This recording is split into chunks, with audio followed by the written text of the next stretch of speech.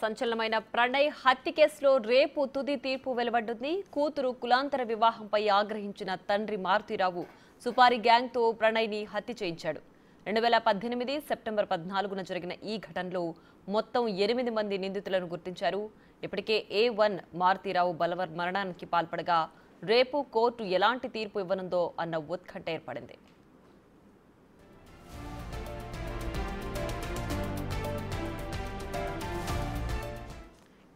దీనికి సంబంధించి మరింత సమాచారాన్ని మా ప్రతినిధి రమేష్ అందిస్తారు.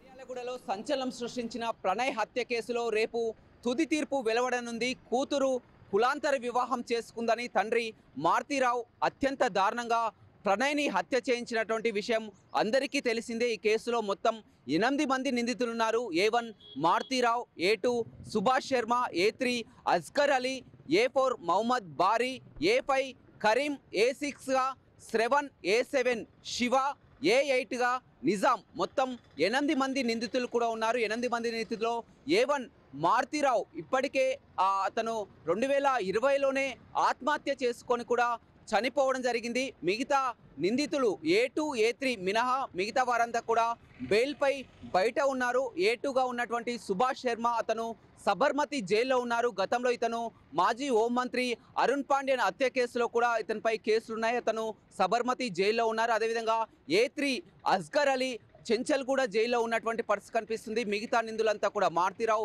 సోదరుడు శ్రవణ్ కానీ, కరీం కానీ, అదేవిధంగా డ్రైవర్ శివ కానీ, నిజాం వీరంతా కూడా బెయిల్పై బయట ఉన్నటువంటి పరిస్థితి తెలుసుకోవచ్చు. మొత్తం మీద ప్రణయ్ తండ్రి ఎవరైతే ఉన్నారో బాలస్వామి మొదటి నుంచి కూడా నిందితులకు శిక్ష పడాలని కూడా న్యాయ పోరాటం చేస్తున్నటువంటి పరిస్థితి కనిపిస్తుంది. ఇప్పటికే కోర్టులో వివిధ దశలో కూడా ట్రయల్స్ జరగడం జరిగింది. రేపు తుది తీర్పు వెలువడనుంది. అంతా కూడా ఉత్కంఠగా ఎదురు చూస్తున్నారు. ఎందుకంటే ఒక పరువు హత్య కేసులో కూడా కోర్టు నిందితులకు ఏ విధమైనటువంటి తీర్పు విధిస్తుందో కూడా ప్రతి ఒక్కరూ ఎదురు చూస్తున్నటువంటి పరిస్థితి కనిపించింది.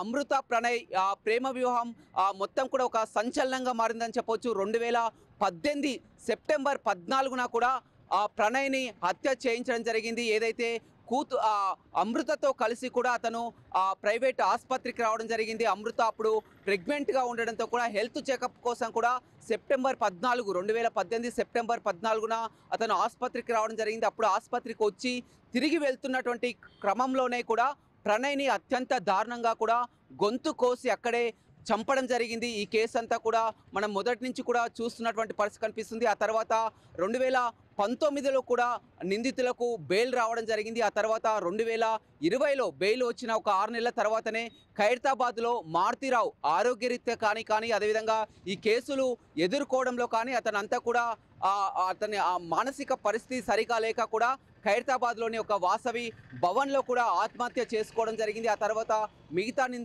నిందితులంతా కూడా కొంతమంది బెయిల్పై ఉంటే A2, A3 మాత్రం జైల్లోనే ఉన్నటువంటి పరిస్థితి కనిపిస్తుంది.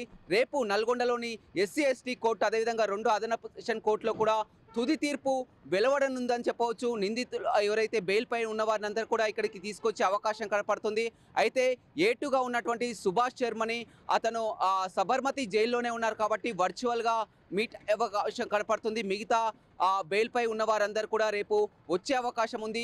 ఏదేమైనప్పటికీ కూడా ఒక ఉత్కంఠగా ఎదురు చూస్తున్నారు. ఎందుకంటే పరువు హత్య కేసులో నిందితులుగా ఉన్నటువంటి వారికి ఏ శిక్ష పడుతుందని కూడా ఎదురు చూస్తున్నటువంటి పరిస్థితి కనిపిస్తుంది. దాదాపు 2018 సెప్టెంబర్ 14 అంటే 2018 నుంచి ఇప్పటి వరకు 7 సంవత్సరాల తర్వాత కేసు తుది దశకు వచ్చింది. రేపు తుది తీర్పు వెల్లడి అవుతున్నటువంటి నేపథ్యంలో కూడా మొత్తం ప్రణయ్ తండ్రి ఎవరైతే ఉన్నారో బాలస్వామి మొదటి నుంచి కూడా న్యాయ పోరాటం చేస్తూ వారికి కఠిన శిక్ష పడాలని కూడా ఎదురు చూస్తున్నటువంటి పరిస్థితి కనిపిస్తుంది. ఈ ఉత్కంఠకు రేపు పులి స్టాప్ పడే అవకాశం అయితే కనపడుతుంది. వీడియో రవితో రమేష్, బిగ్ టీవీ.